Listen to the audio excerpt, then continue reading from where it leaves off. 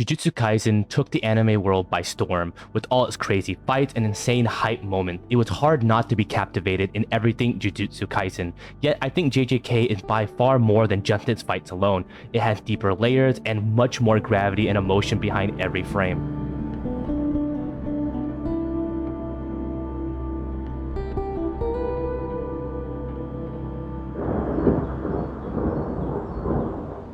Hello and welcome to another Jujutsu Kaisen video. In this video, I really want to take a deep dive on what I feel is overlooked by the masses when it comes to JJK. Yes, the fights are beautiful and breathtaking, but we can take a little closer look, we can find much more. We can start out strong with the Zenin clan, a place where Maki and Mai grew up that didn't have any respect for women. So imagine being born a woman in a misogynistic clan while also having heavenly restriction. It is pretty much the bad lottery ticket for her.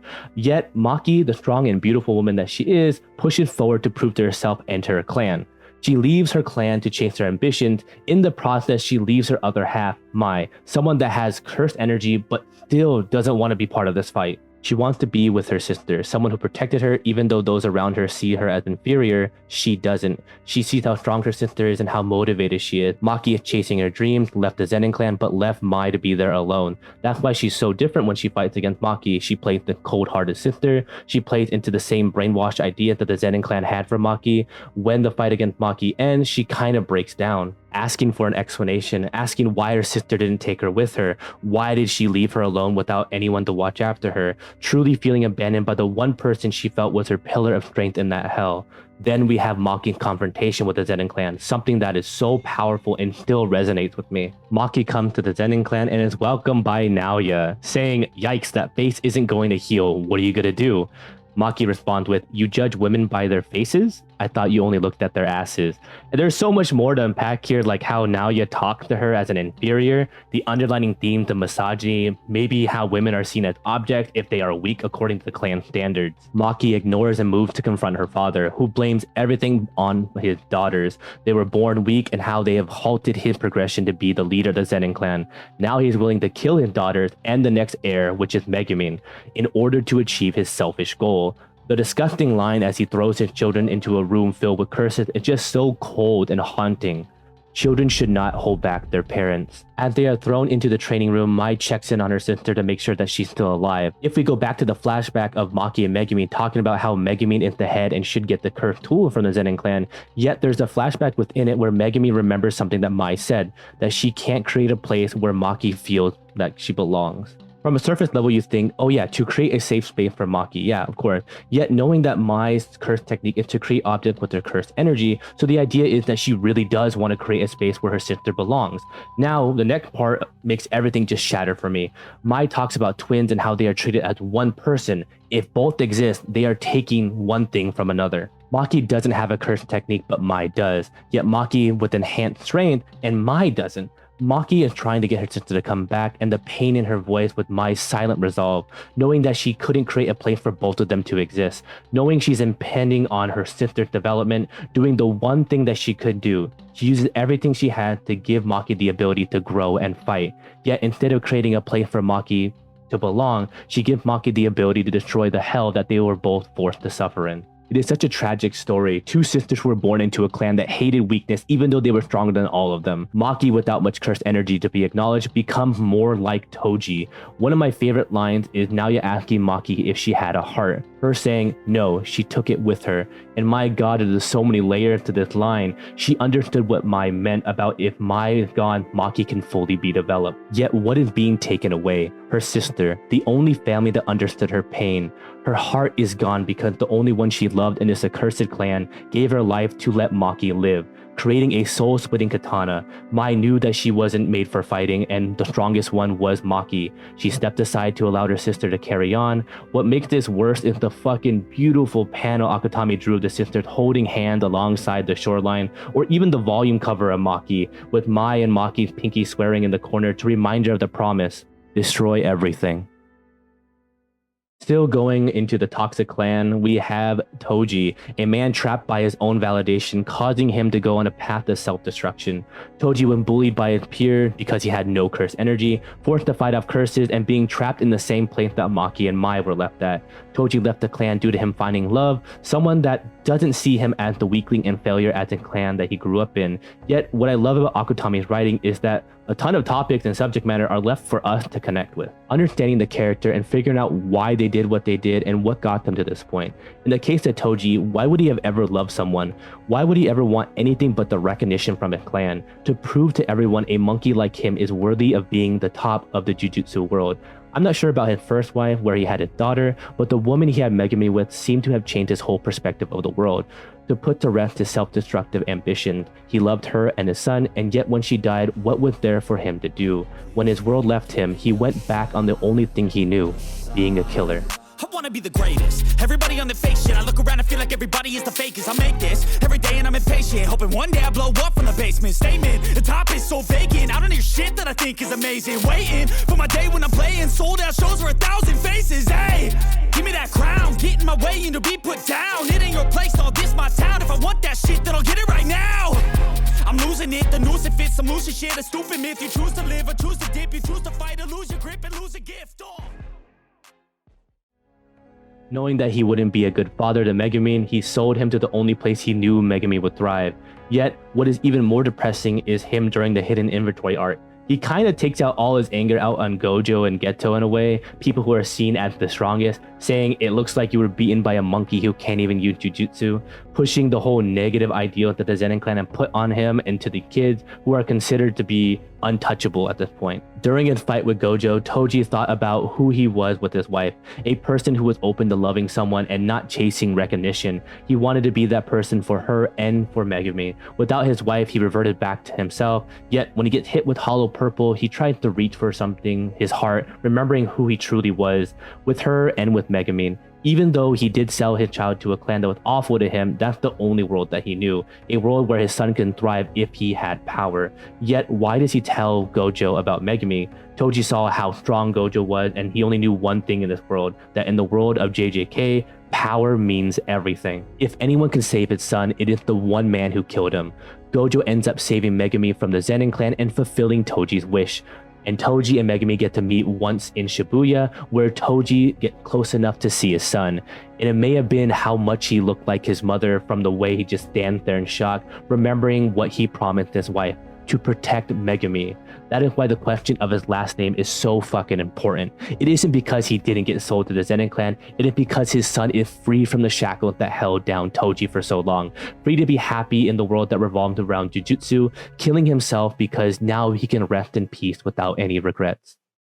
Now moving on to our Blue-Eyed King himself, Gojo, a person whose curse technique literally embodies his feelings of loneliness, never allowing people to get too close, always having a space between him and others. Regardless of being the strongest, it is very lonely at the top. What is the point of having all the power if you couldn't save the one person that mattered most?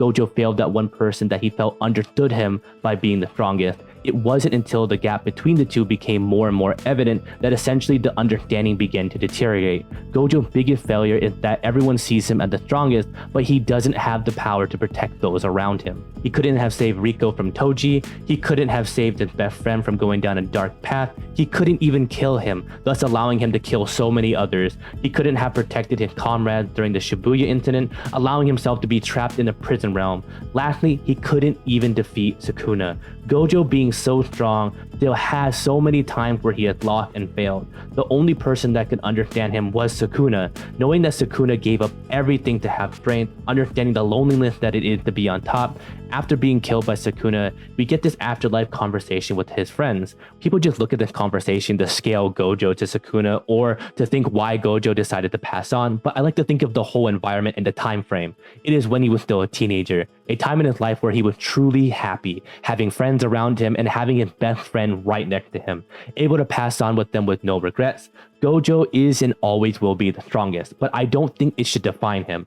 I think I can finally answer the question that Geto asked Gojo before he went to go get rid of all non-sorcerers. Are you the strongest because you are Satoru Gojo, or are you Satoru Gojo because you're the strongest? I believe the answer is he is the strongest because he is Satoru Gojo, not allowing his strength to define him, but allowing him to define his strength. Speaking of Gojo's greatest failures, looking into Geto, someone who had so much love for everyone. He believed that those who are strong had a duty to protect the weak, even clashed ideals with Gojo himself. Geto's downfall is tragic, giving the choice to Riko to live a normal life, but is taken away by Toji, a non-sorcerer. A lot of people like to believe that Toji was the reason for the downward spiral that Geto goes under, but I believe it's the cult that hired Toji that did it. A group of people that are clapping at a death of a young girl, people that Geto would technically have protected under his morals, so he begins to question his own morals and fall into a pit of despair. Then we have the death of one of his classmates, Haibara. This raises the question, why doesn't Gojo handle everything so this wouldn't happen? The downfall continues with his conversation with Yuki, telling him that there are two paths to create a world without curses. One would be to eliminate all human cursed energy, or to make humans be able to control their cursed energy, and that's where Geto sees what he wants. Geto wants a world without curses. It's easy to believe that someone wouldn't want curses like him because he consumed curses constantly, and even in the opening of the hidden inventory arc, it literally shows how disgusted he is with curses, so it's easy to see how he would come up to the conclusion. The final step to fully commit to his plan is when Geto goes out on a mission to help a village, seeing how non-sorcerers are abusing these children just because they are sorcerers and blaming them for everything. It was the final flip for Geto, to prove to him that his morals were wrong. He doesn't want to protect these filthy humans who don't deserve his protection. They deserve to be eradicated. I also believe that Geto sees humans as faithless monsters just as wicked as curses that he consumes. The sorcerers that protect these people are beautiful people that shouldn't put their lives in danger for these unappreciative weaklings. We got more information on Geto's past, and Gege himself stated that Geto was on good terms with his parents. The reason I bring this up is because Geto ends up killing his parents, which I think shows how strong and focused he is on the mission, that even his own parents aren't included, making Gojo's reaction make more sense. What makes this even more sad is just how happy Geto seemed to be. He had lost his purpose of being strong, and Gojo seemed to have that title solely to himself, which makes me believe that he thinks he's doing the right thing. Making a world where there are people who are putting their lives online won't need to do that anymore. A world without curses, and this is supposed to be the easiest path to that. Now for our MC Yuji. I think Yuji's slander is just so forced, saying that he's a weak main character or other characters should be the main character instead. It's just wrong. Yuji is a very complex character that continues to suffer so much throughout the series, yet still shows compassion and upholds the duty as a jujutsu sorcerer. First, we have him selflessly eating Sukuna's finger for the chance of saving Megumin. Yuji values life and understands the feelings of those around him, the feelings of people, the feelings of criminals, and even curses. During the prison arc, Yuji expresses his need to help get closure to the mother outside of the veil, that she should know what happened to her son. Closure to this mother even in such a dire situation, even sacrificing himself for Megumi and Nobara to escape and dying in the process. With the introduction of Nanami, he helped Yuji understand that the cruel world around him, but he can't just sit there and do nothing. As transfigured humans that Mahito created, they were just still good as dead and technically still human. Yuji feels compassion for those lost souls, having to understand that letting them live like that is far worse. When Jinbei is turned into a transfigured human, Yuji mentally breaks, backed into a corner, understanding that Jinbei has been manipulated up to this point. Yuji screams for Sukuna to help him. He'll do anything, but they just laugh at his pain. Yuji again gets hit with the reality of this world. Seeing such a compassionate and loving person filled with rage is just terrifying. More suffering to Yuji undergoes during the Shibuya incident. Yuji loses to Choso and is force-fed more Sukuna fingers. Sukuna just kills so many people and lays waste to Shibuya, then showing Yuji what he's done in his body. The rushing of moments in Yuji's head and completely just breaks down. I absolutely get fucking destroyed by this scene. Yuji just tells himself that to just die, that him being dead, none of this would have happened, just for him to collect himself and go find Nanami, who was killed right in front of Yuji. But Nanami has so much faith in Yuji, telling him that he got it from here. Yuji fights Mahito again, but is reminded that he still has friends since Nobara is fighting Mahito's other half. Just when hope seems to be in reach, Mahito rips it away by blowing the right side of Nobara's face. Again, hope is lost, but it isn't until Todo saves Yuji from his despair to remind him that those who gave their lives will be for nothing if he doesn't uphold their sacrifice. Then we have the IMU panel, which has to be the hardest fucking line in the whole manga of JJK. It's the concept of conflicting ideologies. Both of them believe that they are correct, but power dictates who is correct. Mahito believes that Yuji is killing persons the same way he kills humans, so admitting that he's just like him allows him to accept his role as a jujutsu sorcerer and finally put an end to Mahito. Yuji also has another moment of acceptance when he's trying to recruit Hakari. Yuji understands that his role is to be a cog in the machine and to uphold his role to keep everything going. Then again, with acceptance, Yuji is hurt again by the cruel world around him. The pact that he made with Sukuna finally happens. He takes over Megumin's body. Just look at the despair in Yuji's face, losing yet another loved one close to him. Sukuna sends him flying. After getting up, he sees Angel being thrown off a building, the rage in his eyes as he just jumps yelling to Sukuna. Yet the question he asks Sukuna in his rage, all of you, why can't you just live normally? Why can't you just live without causing suffering? Showing his understanding of both sides, that if they just don't cause suffering, they may be able to live in peace, that they are beings that have thoughts, hopes, and feelings. Sukuna says, why do the weak cling on to life? Again, ideology clashing. But I do want to take a moment to look at how much raw aura this moment was for Yuji, just walking through slashes without even flinching. Then a moment that I believe shows Yuji's growth as a person, but still standing on his beliefs, is when he uses his domain and talks to Sukuna. I remember reading this on Leak Night and people just saying it was a waste of time and it's just talking. But if you look really deeper, it's usually showing Sukuna the moments of himself, that the places that he's experienced and the things that he's undergone, kind of giving him one last look at what it was to be human, to care and to fight for others, to be surrounded by people that you care about. Yet Sukuna sees this as pity, as someone looking down on him. The person who's considered themselves above everyone else is being pitied, giving him the choice to return to his body and live or be killed. Even after all that has happened, Yuji shows compassion to the one person that has been causing him the most pain. After splitting Sukuna from Megumi, Yuji asks again, what's it gonna be? Sukuna again denies Yuji and dies, but this is the first time Sukuna calls Yuji by his full name instead of calling him Brat. Yuji upholds these ideals of protecting and nurturing the next generation, just as Gojo did. We have to talk about Yuji's brother as well, Choso. The parallel between him and Sukuna is very interesting. Both are curses and one lives for other while the other lives for themselves. Choso from the start had loved and cared about his brothers. Being the oldest, he found a sense of duty in protecting them. Then Choso loses two of his brothers to Nobara and Yuji, and he is fixated on killing Yuji, which is very fair, wanting revenge on the one who killed his brothers. After defeating Yuji, he is flooded with memories of Yuji and finds out that Yuji's actually his brother. Crushed by the reality, Choso breaks down. After collecting himself, he does everything he can to fight alongside Yuji. I believe that is a beautiful way for him to just jump into the role, even though Yuji thinks it's kind of sudden. Like, he doesn't understand it, but Choso knows one thing: he wants to be there and care for his brother, kind of wants to be acknowledged by him as well. After the Shibuya arc, Choso and Yuji are forced to fight. Yuji against Yuta and Choso against Naoya. Choso is pissed at him trying to hurt Yuji, so he shows why he's a force to be reckoned with. The cool panel of him saying that he's the oldest of 10 siblings is just badass, showing that he takes his role as an elder brother very seriously. During the fight, Naoya complained about his older brothers and how they are pathetic. Choso begins to tell Naoya that maybe he is the way he is because of his older brothers. An older brother is supposed to be a role model for his siblings. Even if the oldest isn't the best, they will learn from their mistakes to help the younger brother not do the same. In those mistakes and in the purpose of doing it for his sibling, that's what makes him strong. Finishing off Naoya with a supernova, but the statement, "Sorry, but you didn't love your brothers. I can't understand you," shows that the fight in this manga again are a clash of ideologies. Choso believes that loving your sibling is what makes him strong, and Naoya just thinks that there's no need for such a connection. Now we have Choso and Yuki going up against Kenjaku. This is a very crazy battle, but the ending really had me crying, man.